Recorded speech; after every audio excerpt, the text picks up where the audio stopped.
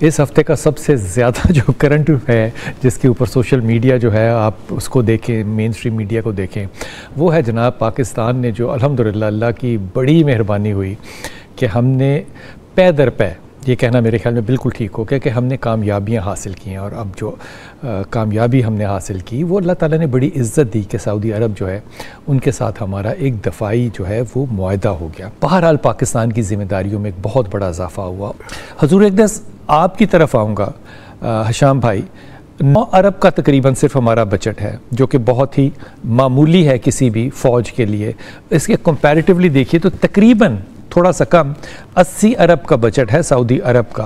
तेल उनके पास है, अमेरिकन बेसिस उनके पास है, राफेल उनके पास है, F-16 उनके पास है, सारा कुछ उनके पास है। लेकिन इस सारी के बावजूद जो नौकरी मिली है पाकिस्तान को और पाकिस्तान की फ़ौज को, वो मिली है खादम बनने की, हरमैन की। सऊदी अरब की जो सिक्योरिटी है वो हमारी ज़िम्मेदारी होगी। सऊदी अरब पे हमला जो है वो पाकिस्तान पे हमला कंसिडर किया जाएगा एंड वाइस वर्सा। अब ये जो नौकरी है, पहले तो ये बता दीजिएगा कि ये पक्की नौकरी है इंशाअल्लाह ताला, और हमें इस नौकरी में, या इसको सोशल मीडिया पे कहा जा रहा है हम बिक गए, हमें गुलामी में भी बड़ी खुशी है भाई। हमें को कहे कि हमने गुलामी कर ली है हरमैन शरीफैन की, हमें ये भी मंजूर है। हमने नौकरी कर ली है, हमें यूज़ किया जा रहा है, हम इतने खुश हैं इस मामले में कि जितना कहा जाए वो कम है। श्याम भाई, ये सारी सूरत हाल को आप किस तरह से देखते हैं कि अल्लाह ताला ने ये मोजज़े के से कम नहीं है जो भी सूरत हाल हुई, आप इस बात को किस तरह से देखेंगे? बिस्मिल्लाहिर्रहमानिर्रहीम। बिलाल भाई माशाल्लाह आपने इंट्रो के अंदर पूरे का पूरा जो है दिबाचा और तमहीद इस बात की बांध ली है, और जो आपके आखिरी जुमले हैं ये बहुत जबरदस्त हैं कि ये जो सआदत है, ये जो अल्लाह ताला ने हमें नौकरी दी है, ये जो गुलामी दी है, हमें ये भी खुश दिली से कबूल है। अगर वो खादिम हरमैन शरीफैन है तो हम मुहाफिज हरमैन शरीफैन बन गए। मुझे बताइए, पाकिस्तान के हर बच्चे, हर नौजवान की ये ख्वाहिश नहीं है कि वो मक्का और मदीना के लिए अपने खून का आखिरी कतरा भी बहा देगा? ये ख्वाहिश तो पहले से मौजूद थी। ये तो मुआशरे के अंदर पाकिस्तान का हर पाकिस्तानी मक्का और मदीने का नाम सुन के, आप बताएं मदीने के ऊपर जितनी नातें पाकिस्तान में कहीं हैं दुनिया में, यानी मदीने का नाम सुन के, और आप बताइए कि हमारे जज्बात एक किस्म के इस तरह से हो जाते हैं कि मदीने के ऊपर जान कुर्बान है, मक्के के ऊपर जान कुर्बान है, तो मदीने वाले के लिए जान कुर्बान नहीं होगी? तो बुनियादी तौर पर बात ये है, मैं ये समझता हूँ कि ये जो मुहाफिज हरमैन शरीफैन का टाइटल मिला है, इसके अंदर आपने जो बात की है ना, ये मोदी का शुक्रिया और नेतन्याहू का शुक्रिया, ये मैं आपको बताऊं, ये आपने बिल्कुल दुरुस्त बात की है। मोदी साहब की आप तकरीर सुन लें, उन्होंने कहा हमने दहशतगर्दी के अड्डों को निशाना बनाया, अपनी तरफ से वो ये कह रहा है, और पाकिस्तान ने हम पे ही हमला कर दिया। और मैं ये समझता हूं कि ये जनरल आसिम मुनीर साहब का ये तारीख के अंदर सुनहरा किरदार लिखा जाएगा कि कई ऐसे भी हुक्मरान हमारे आए जिन्होंने कहा कि हम इंडिया के ऊपर हमला कर दें, और वहां पे इंडिया का प्राइम मिनिस्टर इस दफा कह रहा है इन्होंने हमारे पे ही हमला कर दिया। और यहाँ पे हमने ऐसे भी लोग देखे जिन्होंने कहा हमारे लिए टैंकों के अंदर पेट्रोल मौजूद नहीं है। मैं आपको एक बात बताऊं, है जुर्म ज़ईफ़ी की सजा मर्ग मफाजात। आप उठे, आप खड़े हुए, आपने जवाब दिया, बुनियानुम मरसूस की शक्ल के अंदर पूरी कौम आपके साथ शीशा पिलाई हुई दीवार बनी, और उसका ये नतीजा है कि आलमे अरब को भी ये एहसास हुआ। मैं ये समझता हूँ कि ये ओवरनाइट मुआहदा नहीं है, इसके लिए 4-6 माह से एक तहरीक चल रही थी और इसके ऊपर अरब और सऊदी अरब गौर कर रहा। लेकिन सबसे बड़ा क्रेडिट इन दो शख्सियात को जाता है, एक मोहम्मद बिन सलमान को, कि उनका जो विजन है, उनका जो नजरिया है, बहुत से लोग समझते हैं ये नौजवान है, इनका जो नुक्ता नजर है इसके अंदर ऐसी बात है, विजन भी नौजवान है।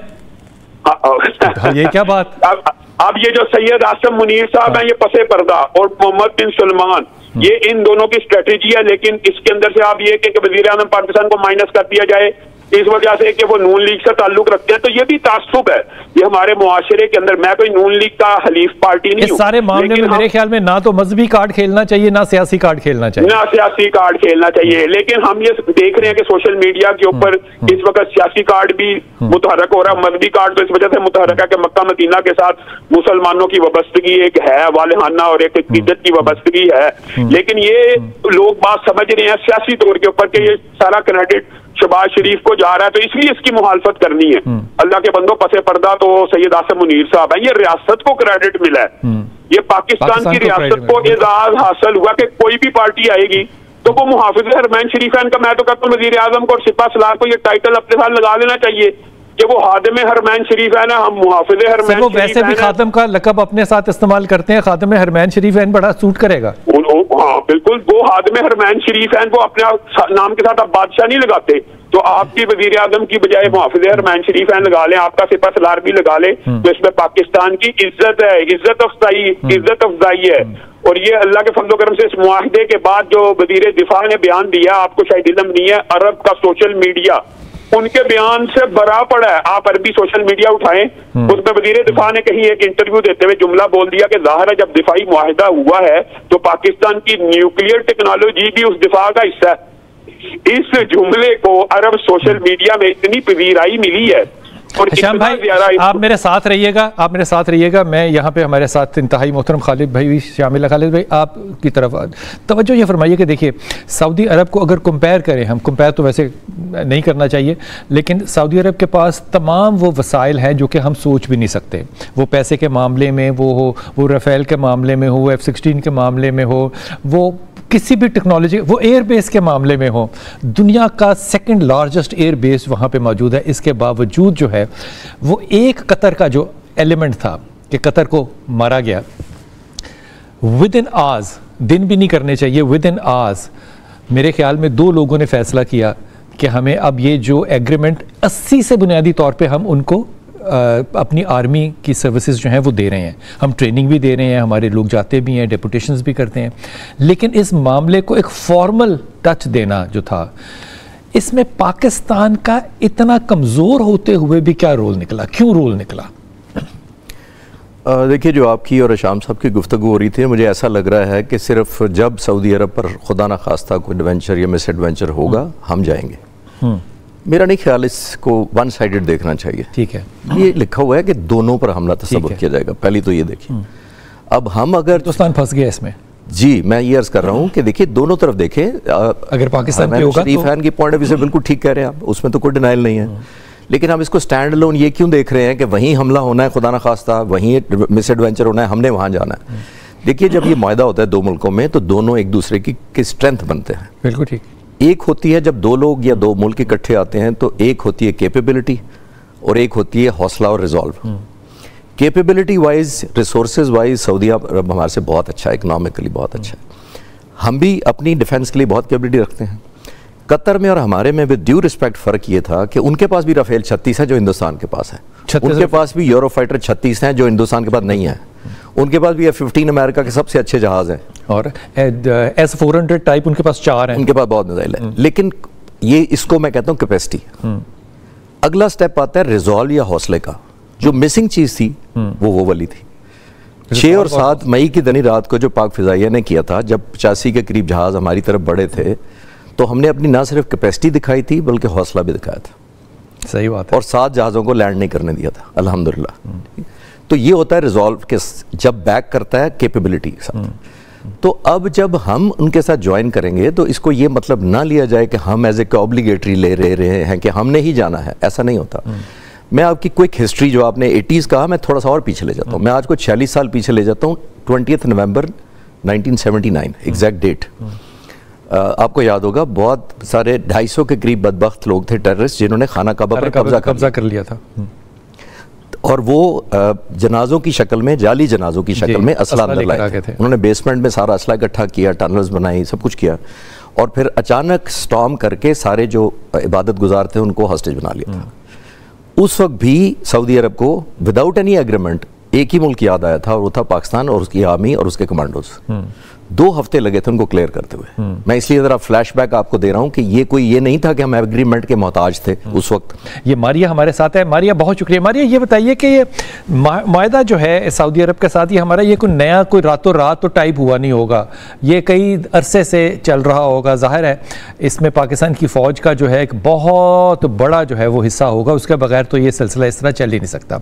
लेकिन MBS ने ये जो फैसला है ये चंद दिनों में इसलिए कर लिया क्योंकि कतर का वाक़या जो है वो आपके सामने आपको एकदम नज़र आया। लेकिन इस मामले को जब आप देखते हैं तो मुस्लिम उम्मा की क़यादत, फिर मुस्लिम उम्मा की खुद मुख्तारी, 2 मुस्लिम उम्मा की अपनी ज़ाती मफाद से बाला होकर अगर सोच ना पैदा हुई तो क्या सर्वाइवल मुमकिन होगा एज अ उम्मा? देखिए, पहली बात तो ये है कि मैं चश्ती साहब ने जैसे कहा है, मैं उसकी थोड़ी सी उसमें थोड़ा सा कुछ ऐड करना चाहूंगी और फिर आपकी जवाब देती हूँ। जी जी। देखें, बात यह है कि बतौर मुसलमान, बतौर उम्मत मुस्लिमा, हमारे अंदर आहिस्ता आहिस्ता एक खुद की नफी आ चुकी है। हमारी अगर कोई कामयाबी भी होती है तो हम उसका भी मजाक उड़ाते हैं। हाँ। कि जी ये जैसे अभी आपने कहा मतलब या बाकी जो लोग हैं कि जी क्या हो गया अगर आपको मक्का मुकरमा या मदीना मुनव्वरा की जो है हिफाजत की जिम्मेदारी दी गई। देखिए, बात लगती है ना, चाहे वो अरब ममालिक की बुनियाद थी, चाहे पाकिस्तान, या जो कुछ आपको हर एक को कमजोर रखा और उसके बाद एक के बाद दूसरा, दूसरे के बाद तीसरा। आपके क्या ख्याल से इजराइल ये जो एक के बाद दूसरे मुसलमान ममालिक के ऊपर हमला कर रहा था, या हिंदुस्तान दूसरी तरफ से कर रहा था, ये बगैर किसी सोची समझी अस्करी हिकमत अमली के कर रहे थे। ये तमाम चीजों के बाद जो पहली दीवार खड़ी हुई है, बनियान मरसूस कोई आम लफ्ज नहीं है। अगर आप सीसा पिलाई हुई दीवार के तौर पे खड़े हुए हैं तो इसका मतलब ये है कि आपकी इस मिलिट्री एफर्ट से, आपकी इस नेशनल डिसीजन मेकिंग से, आपकी एयर चीफ की वजह से, आपके आर्मी चीफ की वजह से, आपकी पॉलिटिकल लीडरशिप की वजह से आप अगर खड़े हुए हैं तो आज आप इस पोजीशन में आए हैं कि आप इन तमाम चीजों को जवाब दे सके। देखिए, हमें इन तमाम चीजों को समझने की जरूरत है। उम्मत मुस्लिमा सिर्फ उस वक्त जागेगी जब आपके पास सलाहियत हो, जब आप जंग के लिए तैयार हो, जब आप जो है रिजॉल्व आपके लिए। और हम एक दफा क्या 100 दफा रसूलुल्लाह सल्लल्लाहु अलैहि वसल्लम और मदीना मुनव्वरा के लिए मरने के लिए तैयार है। और अगर ये जो है एक हमारे लिए बाइस फख्र चीज नहीं है तो फिर दुनिया में कोई हिफाजत आपके लिए बाइस फख्र नहीं है। मारिया, आपने बहुत सही बात की। वो जो बहरहाल घटिया किस्म का, मैं कह सकता हूँ, बड़ा मजाक जो लोग करते हैं, हमारे लिए तो फ़ख्र की बात है कि हमें खादम कहा जाए या हमें वहाँ पे गुलाम कहा जाए, जो भी कहा जाए। लेकिन सूरत हाल यह है कि इन लोगों को रोका कैसे जाए, इनके मुंह को कैसे बंद किया जाए, जो कि इन मामलात को, जो कि इतने फ़ख्र के मामलात हैं पाकिस्तान के लिए, उसके ऊपर इस तरह का घटिया और गिरा हुआ मजाक करते। खैर, इसको मेरे ख्याल में डिबेट भी नहीं करना चाहिए। हशाम भाई, आपकी तरफ आ रहा हूँ। बुनियादी तौर के ऊपर बिलाल भाई, मैं खालिद भाई और मारिया बहन की बात को थोड़ा सा आगे बढ़ा के आपके जवाब की तरफ आता हूँ। वैसे इसका जवाब यही है जो आपने खुद कहा कि गैरत है बड़ी चीज जहान तगो में, और अगर उनकी तकदीर का लुबे लुबाब निकाला जाए, आप तुझको बताता हूँ तकदीर उमम क्या है, शमशीर और सना अव्वल ताऊस और रबाब आखिर। ये बातें मैं आपको एक बात बताऊं, ये जो खालिद भाई ने और मारिया बहन ने बात की है ना, ये मैं आपको बताऊं ये जेन्युइन बात है कि ये उम्मत मुस्लिमा की तरफ पहला कदम है। जैसे खालिद भाई ने ये बात की, मैं इसको इंडोर्स करता हूं कि ये सिर्फ सऊदी अरब के ऊपर हमला हुआ तो पाकिस्तान बतौर गार्ड नहीं है, बल्कि पाकिस्तान पे हमला हुआ तो समझा जाएगा मक्का और मदीना पे हमला हुआ, ये भी एजाज पाकिस्तान को हासिल हो रहा है। और आप इंडिया का सोशल मीडिया और इंडिया का इलेक्ट्रॉनिक मीडिया उठा ले वहां पे ये जो बात है, ये देखे ना, उम्मत मुस्लिमा का तस्वुर तो उभरना है, ये इसका एक हिडन पहलू भी है। आप इंडिया के मुसलमानों के बारे में जरा गौर करें, आप बताएं इस मुआहदे का एक असर जो इंडिया के मुसलमानों के ऊपर हो रहा है वो क्या होगा, और इंडिया की जो हुकूमत है वो पाकिस्तान के ऊपर हमला करने के ऊपर आप सोचेगी कि मेरा हमला सऊदी अरब के ऊपर हमला है, और सऊदी अरब की बहुत ज्यादा भारी इन्वेस्टमेंट वहां पे रही है, लेकिन सऊदी अरब ने किसी चीज को मलहूदे हाथ तक नहीं रखा और इस कदम को बढ़ा दिया। और रसूलुल्लाह सल्लल्लाहु अलैहि वसल्लम की वो हदीस मेरे जहन में आ गई है कि एक वक्त आना है कि कौमें तुम्हारे ऊपर ऐसे टूट पड़ेंगी जैसे भूखे दस्तरखान पे टूटते हैं, और वो टूटी हैं। अभी इन्होंने कहा इसराइल ने हमला कर दिया, भारत ने हमला कर लिया बगैर किसी अस्करी यानी उनकी सोची समझी साजिशों के तहत हुआ था, और वो भूखों की तरह यानी दस्तरखान के ऊपर टूट पड़े हुए थे।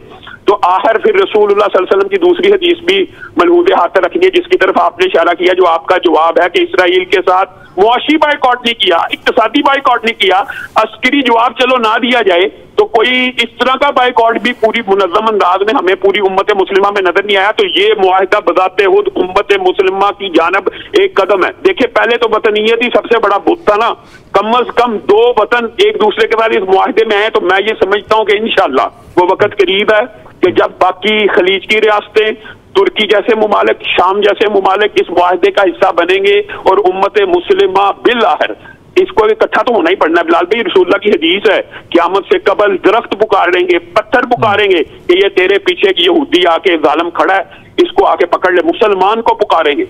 तो वो वक्त भी तो आना है। और मैंने और आपने जिस तरह हालत भाई आपकी बातें सुनकर ना बड़ा हौसला मिला। इसका मतलब ये हुआ, जो कि मैंने मतलब नकफ़े पे जाने, मतलब ये निकला कि ये जो अल्लाह ताला के रसूल ने हदीसें फरमाई हैं, पाकिस्तान जो है ये उसका हिस्सा है, और जो ये हदीसों की इब्तदा हो रही है उसमें अल्हम्दुलिल्लाह रब्बिल आलमीन हमारा हिस्सा जो है वो अव्वलीन हिस्सों में से है। जैसे अव्वलीन सहाबा है ना, उनका रुतबा जो है वो बिल्कुल मुख्तलिफ है, इसी तरह पाकिस्तान जो है वो अव्वलीन उन लोगों में से। अल्लाह ने हम पे बड़ा रहम किया। वापस आके मैं अपने दोनों तज्जिया नगारों से पूछूंगा कि हुजूर अकबर, जब भी कोई मुल्क किसी के ऊपर हमला करता है ना, तो वो सबसे पहले उसका कॉस्ट बेनिफिट एनालिसिस देखता है कि मुझे इसकी कॉस्ट क्या देनी है, मुझे इसकी कॉस्ट लेनी क्या है। जब ये हमला कतर के ऊपर हुआ है तो इजराइल ने इसकी कॉस्ट क्या दी है। वापस आके ये पूछता हूँ, वक्फा लेते हैं, वापस आते हैं। बिस्मिल्लाह। खालिद भाई, मैं सवाल छोड़ के गया था कि इसकी कॉस्ट क्या है, ये जो हमला कतर पे हुआ। कुतुब भाई, जब भी आपने एक जुमला और भी बोला था कि जब भी कोई दुश्मन या कोई भी अग्रेसर हमला करता है दूसरे मुल्क पर, तो वो हाइपोथाइज करता है जी कि जब मैं ये हमला करूंगा तो उसको मैं क्या हासिल, उससे वॉर ऑब्जेक्टिव मेरा क्या होगा और उसकी मुझे क्या कीमत देनी पड़ेगी। ठीक। इजराइल ने बिल्कुल ठीक कैलकुलेट किया, हाइपोथाइज किया, और इंडिया ने बिल्कुल गलत हाइपोथाइज किया। इंडिया को सरप्राइज मिला। मैं मिलाता हूँ। इंडिया ने समझा कि वो एक न्यू नॉर्मल बना लेंगे। वो समझेंगे कि हम जब कहेंगे कि दहशतगर्द है, हमने उनको मारना, तो एज एंड व्हेन जब नीड बेस पर हम मार लिया करेंगे। इसकी एक बहुत बड़ी वजह खालिद भाई ये भी मेरे ख्याल में लगती है कि अमेरिका चाहता था कि इंडिया जो है वो इन पैरेलल टू चाइना आ जाए, लेकिन पता ही चला कि वो 4 घंटे के लिए पैरेलल टू पाकिस्तान भी नहीं आ सकता। ये बड़ी एम्बैरेसिंग बात थी। एग्जैक्टली। और वो जो हम बात कर रहे हैं ना कि हाइपोथाइज करना, तो इंडिया ने बिल्कुल गलत हाइपोथेसाइज किया कि पाकिस्तान के लोग या मुसल्लफ, खासतौर पर पाक फिजाइया, हम एक न्यू नॉर्मल समझ लेंगे। हमने, और खासतौर पर फिजाइया ने, इसको बिल्कुल न्यू नॉर्मल नहीं बनने दिया। हमने वही जो हाइपोथाइज करके दुश्मन पर आपको, तो भाई आप एक प्रोहिबिटिव प्राइस, आपने कहा ना कीमत, कॉस्ट, आप प्रोहिबिटिव प्राइस इंपोज करते हैं। दुश्मन से ज्यादा कीमत मांग लेते हैं उसकी तवक्को से कि तुम जितना तवक्को करते हो, आप मेरा नाक ब्लीड करें, मैं दूसरे का सर फाड़ दूं। ये प्रोहिबिटिव प्राइस होती है। इंडिया ने ठीक कैलकुलेट नहीं की, इजराइल ने ठीक कैलकुलेट की, क्योंकि उसको पता था कि जब मैं हमला करूंगा तो एक रेजोल्यूशन आएगी, OIC का इजलास होगा, कोई समट होगी, खाना पीना होगा, उसमें मुझे बुरा भला कहा जाएगा। तो उन्होंने कहा इज दिस ओके, ये प्राइस ज्यादा तो नहीं है, ले ले। जब आपको ये पता हो कि कोई मुझे भी हिट बैक करेगा, मैं आपको क्विक बताता हूँ। मैं as a young fighter pilot से उस जमाने से लेके जब तक सर्विस में, हम कोटा न्यूक्लियर प्लांट का डिफेंड करते रहे। मैंने कई साल तक किया जब हम न्यूक्लियर प्रोग्राम में शामिल थे। हमारे एज अ फाइटर पायलट हमें बताया जाता था कि 2 मुल्कों से हमला होगा हमारी तरफ, इंडिया या इजराइल।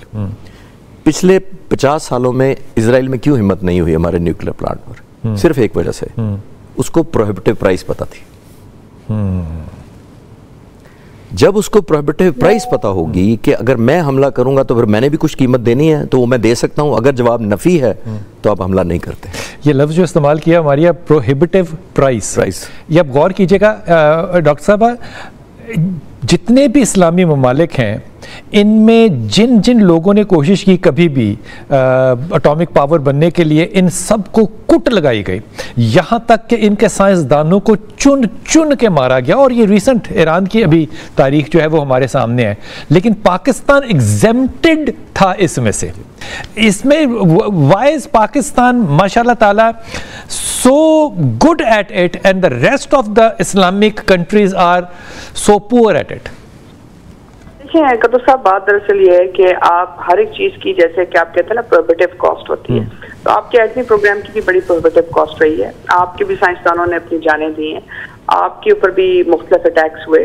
आपके 2 साइंसदान चीन में मारे गए, जो शुरुआत में जो है अमेरिका और बाकी जो मुख्तलिफ इंटेलिजेंस एजेंसी थी दुनिया की, कहा जाता था कि उनकी तरफ से कहीं ना कहीं हमले हुए। आपके ऊपर प्रोसेसिंग प्लांट के ऊपर सैंक्शंस लगी, पाकिस्तान सैंक्शन याफ्ता रहा। आपको F-16 आपके जो है, जो आपकी जरूरत थी, दिफाई जरूरत थी, वो आपको नहीं मिले। तो मुख्तलिफ औकात में कीमत तो आपने दी है, इसमें तो कोई ना दो राय है, ना कोई दो ओपिनियन होनी चाहिए। इसके अलावा फिर आपने इसको जो है इक्तिसादी तौर पर भी आपने ये कीमत दी है। फर्क क्या रहा है कि आप डिटरमिन्ड रहे, आपने वो कीमत अदा की है, चाहे आपने खून में दिए, चाहे आपने पैसे में दिए, चाहे आपने उसको इज्जत में दिया। आप पे कौन कौन से इल्जाम नहीं लगे?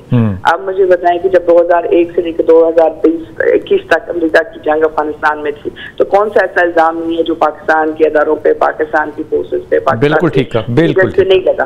देखिए, बात ये नहीं है कि आपके ऊपर ये हमले नहीं हुए, इंफॉर्मेशन से फिजिकल जो चीज इजराइल ने आप पे हमले की, फर्क सिर्फ ये है कि आप डिटरमिन्ड हैं। आपने कहा कि कीमत जो भी हो, हम एक खुद इन्हिसार होंगे, अपनी खुद इन्हिसारी रखेंगे। दूसरा, हम अस्करी तौर के ऊपर जो है वो कीमत नहीं अदा करेंगे कि जिसपे हमारे पे जंग आयद की जाए और हम जंग लड़ने के काबिल ना हो। बिल्कुल ठीक है, ये अटैक हो सकता है, अल्लाह ताला हिफाजत करने वाला है, अल्लाह भी हिफाजत करेगा और हम इसके लिए इंशाअल्लाह ताला तैयार भी हैं।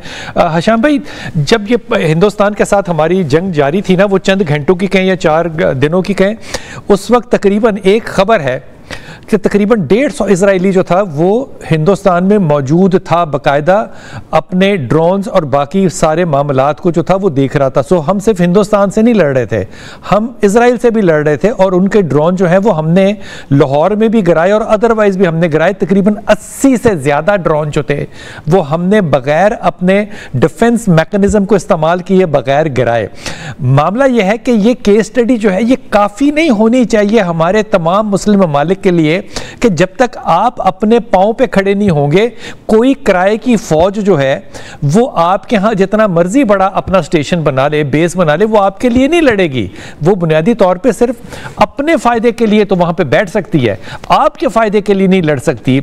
आज मुस्लिम उम्मा को यह समझाना इतना मुश्किल हो गया कि कतर की उस कॉन्फ्रेंस में एक सख्त किस्म का जो बयानिया था वो भी जारी नहीं कर पाए।